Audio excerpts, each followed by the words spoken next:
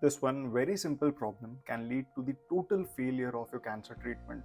Hi, this is Dr. Akshay. I'm a resident oncologist, and in this video, we are going to discuss a small issue which I personally face while treating the head and neck cancer patients, which, by the way, is one of the most common cancers in India. So, the problem what I face is the reluctance, avoidance and hesitance of patient accepting a RISE tube. So what exactly is a RISE tube? RISE tube is a nasogastric tube which is used for feeding when you cannot properly eat through your mouth. So basically RISE tube is a tube which is given through your nose and it goes all the way through the esophagus into the stomach and is used for feeding. So you can basically grind everything, mix with water, dilute it and then put it through the tube and it goes all the way into the stomach. So the thing is, there are two main problems. One, obviously a tube hanging from your nose doesn't look good and patients obviously do not accept it. Now the second problem is, during the initial days of the disease or initial days of the treatment, when the radiation and chemotherapy have just begun, the patient is able to swallow the food. But what we try to make them understand is, after 15 to 20 radiation therapy sessions, there will be injury to the cancer tissue present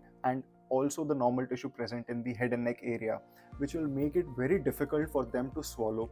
Also, chemotherapy and radiation therapy both have their side effect causing mucositis. So this pharyngeal inflammation combined with the mucositis makes it very difficult for the patient to take a complete balanced diet, which therefore causes failure of the treatment and hence residual disease or a recurrent disease. And once a recurrent or residual disease is there, it's very hard to tackle that, and therefore nutrition is very important while you are on your cancer treatment. Moreover, a cancer patient has more calorie requirements than a normal person. One demand is the normal metabolic demand.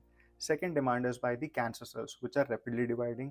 And third is for the treatment. Radiation therapy and chemotherapy requires you to stay strong enough to continue the treatment without any gap or without any delay. Therefore, if your oncologist is saying you to get a RISE tube, do get a RISE tube.